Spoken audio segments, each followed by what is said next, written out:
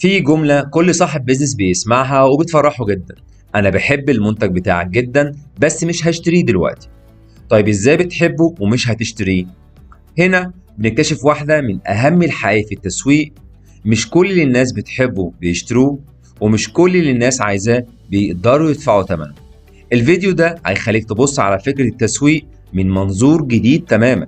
هنفهم سوا الفرق بين الاحتياج، الرغبة، الطلب الحقيقي. الفرق البسيط ده هو اللي بيحدد نجاح أي مشروع أو فشله. هدفنا في الفيديو ده إننا نعرف يعني إيه احتياج need، يعني إيه رغبة want، وإزاي الحاجة دي بتتحول لطلب حقيقي اللي هو الديماند. كل ده بأسلوب بسيط وبأمثلة من السوق المصري والعالمي.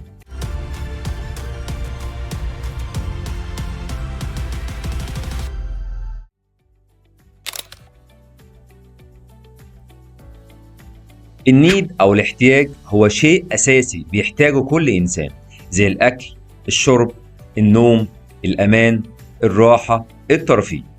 الوانت أو الرغبة الطريقة اللي الشخص بيختار بيها إزاي يشبع احتياجه. يعني لو جعان ممكن تحب تاكل كشري، بيتزا، أو حتى سندوتش جبنة.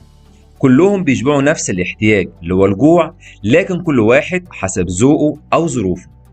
الديماند أو الطلب الحقيقي، الرغبة دي لما تتحول لطلب حقيقي معناها حاجة واحدة بس: إن الشخص ده معاه فلوس ومستعد يشتري. غير كده تبقى نية أو رغبة معلقة مش طلب حقيقي.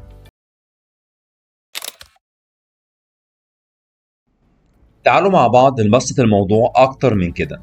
لو واحد محتاج يوصل شغله بدري ده احتياج. هو بيحب يركب أوبر، دي رغبة. لكن لو معاه 20 جنيه بس هيركب ميكروباص، ده الطلب الحقيقي اللي يقدر عليه. الفرق ده هو اللي لازم تفهمه كويس قبل ما تبدأ تسوق أو تصمم منتج. المسوق الذكي مش بيسأل الناس نفسها في إيه، لكن بيسأل محتاجين إيه فعلا، بيحبوا يشبعوه إزاي، وكم واحد يقدر يدفع ثمنه فعليا.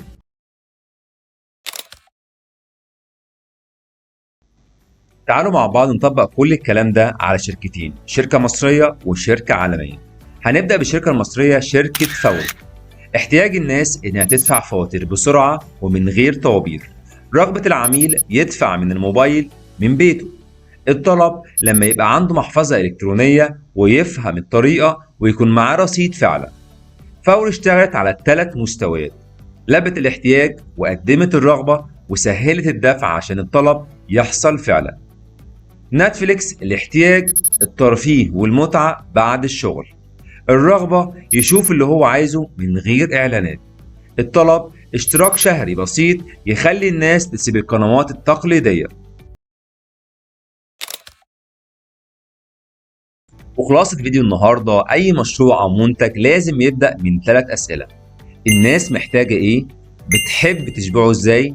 وتقدر تدفع ثمنه ولا لأ؟ مش كل الناس بتحبه وبتشتريه، بس كل اللي بيشتروه كان في الأصل احتياج اتحول لرغبة وقدرتهم دفعت ثمنه. وأخيرا خليني أسألك: أنت ناوي تبيع إيه؟ اكتب لي في تعليق منتج نفسك تبدأ بيه ونحلل سوا هو احتياج ولا رغبة ولا عليه طلب فعلي. لو الفيديو مفيد دوس لايك واشترك في القناة وفعل الجرس، واشوفكم في فيديوهات جاية إن شاء الله. شكرا لحضراتكم.